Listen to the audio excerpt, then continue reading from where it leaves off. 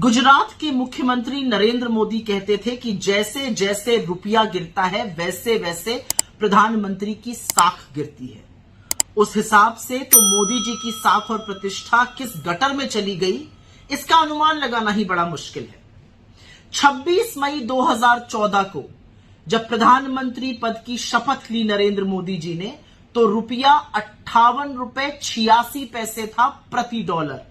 आज रुपया 23 मार्च को 83 रुपए 60 पैसे पर पहुंच गया।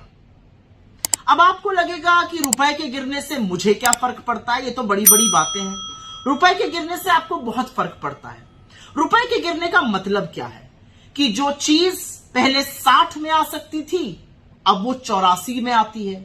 मतलब जिस चीज के लिए आपको $1 खरीदने के लिए 60 रुपए देने पड़ते थे, अब उसके लिए 84 रुपए देने पड़ रहे हैं। तो हर वो सामान जो हम आयात करते हैं उसका बिल बढ़ेगा। जैसे कच्चा तेल हो गया, कच्चे तेल के लिए पहले जहां पर आप $1 के लिए 60 रुपए देते थे, अब उस $1 के लिए हम मोटा मोटा 84 रुपए दे रहे हैं। तो जब वो बढ़ेगा तो यहां पर भी कीमतें बढ़ेंगी। जब यहां पर कीमत पेट्रोल डीजल की बढ़ेगी, और क्योंकि डीजल से ही ज्यादातर ढुलाई का काम होता है, सब्जी, फल, अंडे, सामान इत्यादि सब महंगा होगा। जब महंगाई बढ़ेगी तो आरबीआई जो है वो रेट बढ़ाएगी महंगाई को कंट्रोल करने के लिए। जब रेट बढ़ेगा तो ईएमआई बढ़ेगी।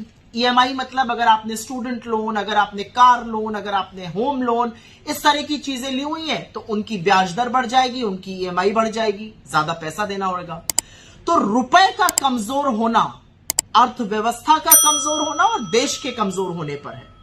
और असलियत यह है कि नरेंद्र मोदी जी को रुपया 60 से कम पर दिया गया था और उन्होंने रुपया 84 के पास पहुंचा दिया। मुझे लगता है कहीं पेट्रोल की तरह शतक लगाने के बाद रुपए में भी तो सेंचुरी लगाने का अंदेशा नहीं है। और कुछ नहीं तो मुख्यमंत्री रहते अपनी ही बात सुन लें, जैसे जैसे रुपया गिरता है प्रधानमंत्री की साख गिरती है।